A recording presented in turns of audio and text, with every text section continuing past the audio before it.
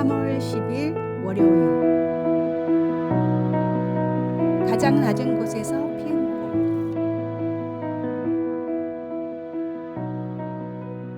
한국 전쟁이 끝난 직후에 태어나 힘든 상황에서 신학을 공부하던 허병섭 목사님은 졸업을 앞두고 백혈병에 걸렸습니다. 병상에 누워 죽을 날만 기다리던 허 목사님은 교회 성도들이 십시일반으로 모은 성금으로 그나마 요양을 할 수 있었습니다. 놀랍게도 그 과정에서 병이 나았고 건강이 회복되는 기적이 일어났습니다. 목사님은 신학교를 졸업한 뒤 자신을 위해 없는 형편에도 돈을 모아준 성도들을 생각하며 가장 낮은 곳에 내려오셨던 예수님과 같은 마음으로 평생을 살겠다고 다짐하셨습니다. 그는 고아로 태어나 구두 닦기를 하는 아이들과 함께하기 위해 청계천의 판자촌을 찾아갔고 혹시 거리낌이 있을까 싶어 목사님이라는 것도 밝히지 않았습니다. 이후 빈민선교단체인 특수지역선교위원회를 만들어 꼬방동네 같은 여러 빈민가를 찾아다니며 사람들의 고충을 함께했고 이 과정에서 5번이나 감옥에도 가셨습니다. 노가다 목사님, 빈민의 벗이라고 불리던 목사님은 생애 마지막까지 세상에서 가장 소외된 사람들을 찾아가 함께하고 예수님을 전하는 삶을 살다가 소천하셨습니다. 우리도 예수님을 믿고 구원받은 두 번째 인생을 허 목사님처럼 의미 있게 살아야 합니다. 나를 조금 더 내려놓고 하나님을 위해 예수님처럼 섬기는 삶을 살아야 합니다. 직분이나 명예가 아닌 진정한 섬김의 자리에서 우리는 참된 기쁨을 발견할 수 있을 것입니다. 오늘의 말씀. 인자가 온 것은 섬김을 받으려 함이 아니라 도리어 섬기려 하고 자기 목숨을 많은 사람의 대속물로 주려 함이니라. 오늘의 만나. 당신은 지금 어떤 자리에서 누구를 섬기고 계십니까? 가장 낮은 자리에서 시작하는 작은 섬김이 하나님 나라를 위한 아름다운 열매가 될 것입니다.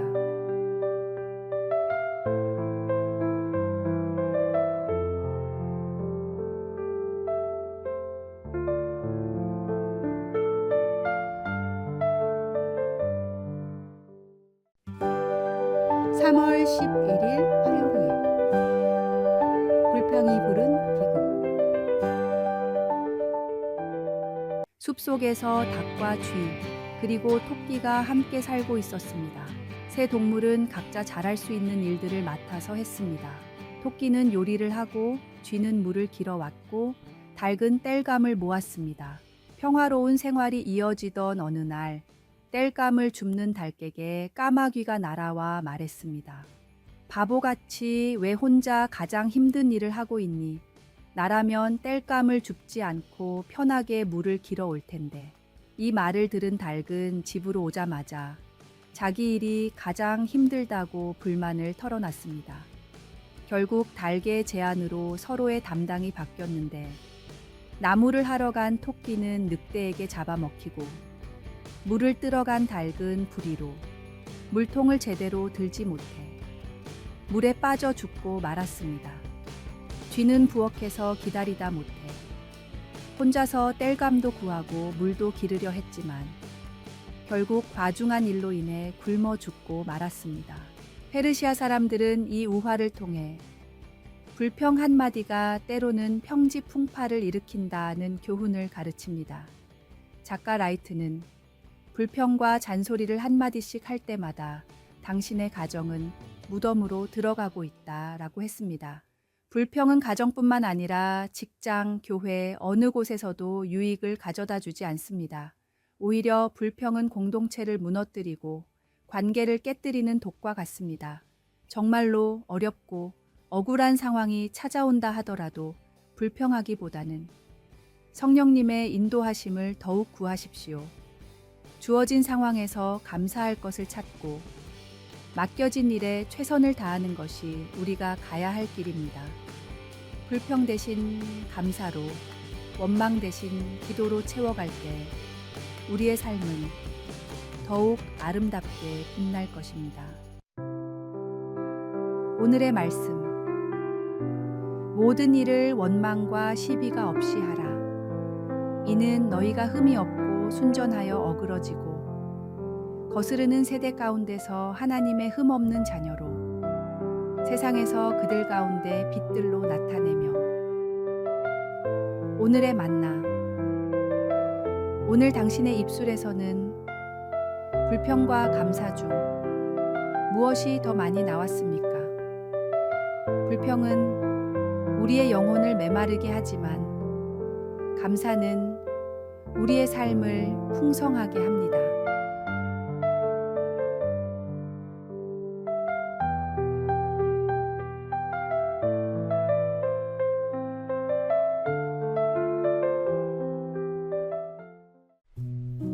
(3월 12일) 수요일. 일상의 예배가 된 청년. 한 공장에서 일하는 청년이 있었습니다.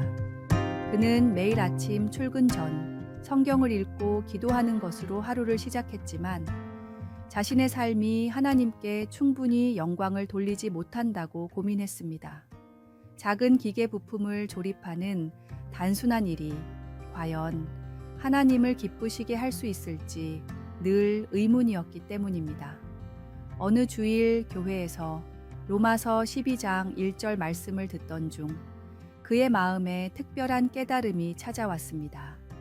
너희 몸을 하나님이 기뻐하시는 거룩한 산 제물로 드리라는 말씀이 그의 일상과 연결된 것입니다. 다음 날부터 청년은 자신의 일을 새로운 시각으로 바라보기 시작했습니다. 매일 아침 작업복을 입을 때마다 주님, 오늘 하루도 당신께 드리는 예배가 되게 하소서라고 기도했습니다. 그의 작업대는 예배 제단이 되었고 그가 만드는 모든 제품은 정성스러운 예물이 되었습니다.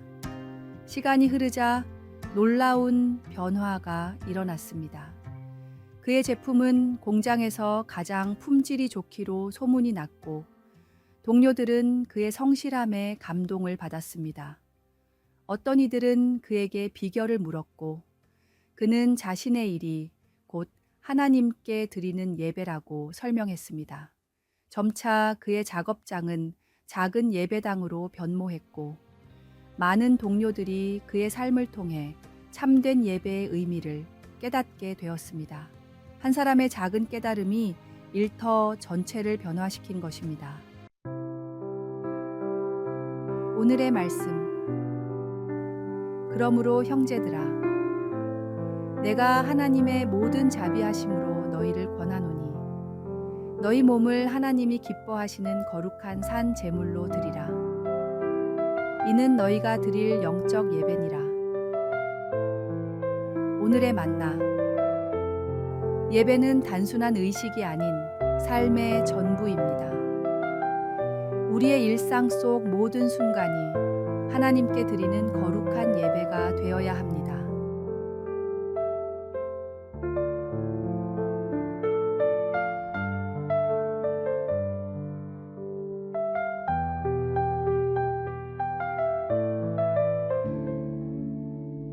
(3월 13일) 목요일.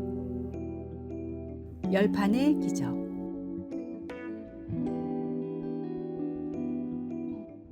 도시에 한 작은 피자 가게 주인이 있었습니다. 그는 매일 같은 자리에서 피자를 만들었지만 손님은 점점 줄어들었습니다.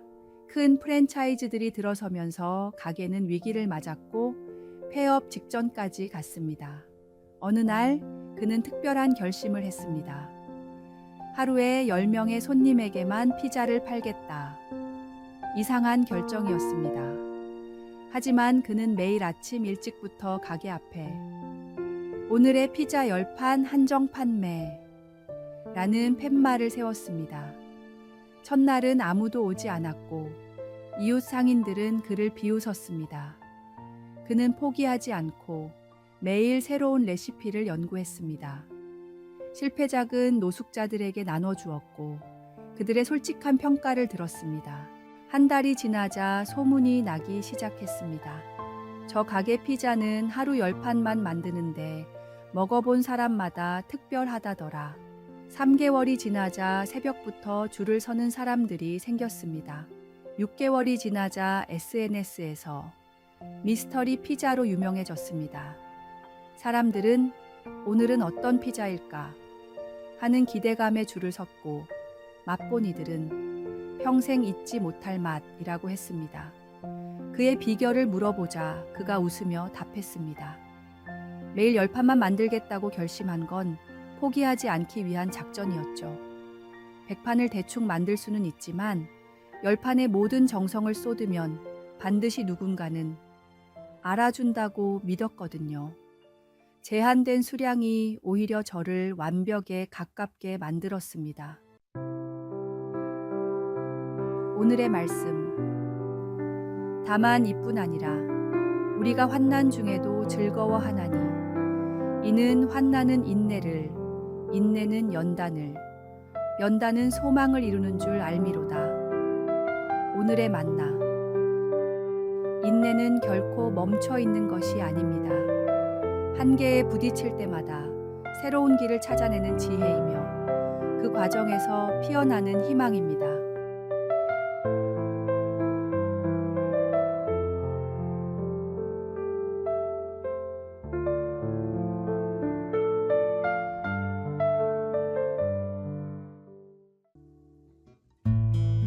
(3월 14일) 금요일.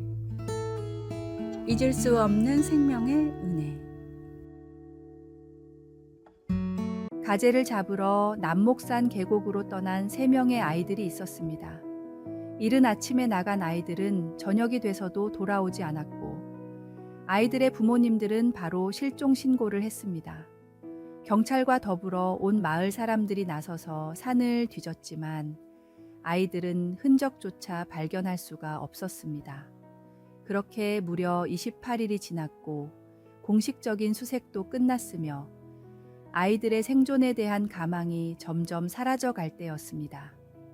약초와 나무를 캐러 남목산을 오르던 할머니들이 가늘게 들려오는 살려주세요 라는 소리를 듣게 되었습니다. 서둘러 소리가 나는 곳으로 가보니 앙상하게 뼈만 남아있는 아이 3명이 누워서 내는 소리였습니다. 아이들은 골짜기에 갇혀 빗물을 받아먹고 겨우 살아있었지만 힘이 빠져 제대로 구해달라는 소리를 내지 못했습니다. 다행히 할머니들의 발견으로 3명의 아이는 구조되었고 다시 건강을 회복했습니다. 부모님들은 감사의 마음을 담아 큰돈을 들였으나 할머니들은 아이들이 무사한이 됐다며 고사했습니다. 아이들은 할머니들에 대한 은혜를 잊지 않았습니다. 성인이 되어서도 매년 명절마다 찾아가 인사를 드렸고 할머니들이 모두 세상을 떠나실 때까지 한 번도 빠지지 않고 찾아갔습니다. 생명을 구해준 은혜는 절대로 잊을 수가 없기 때문입니다. 우리도 마찬가지입니다.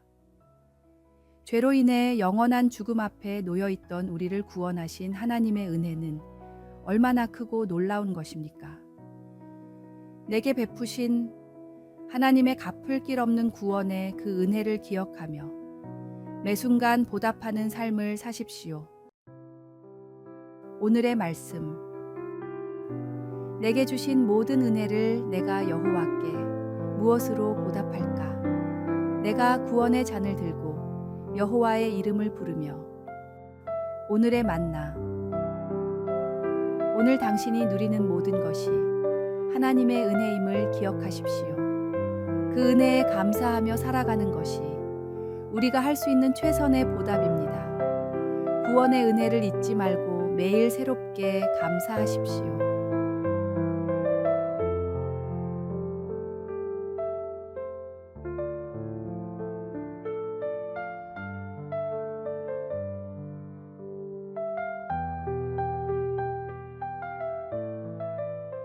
아래에 빨간색 글자 구독을 누르시어 더 많은 전도의 열매를 맺으시기를 기도합니다.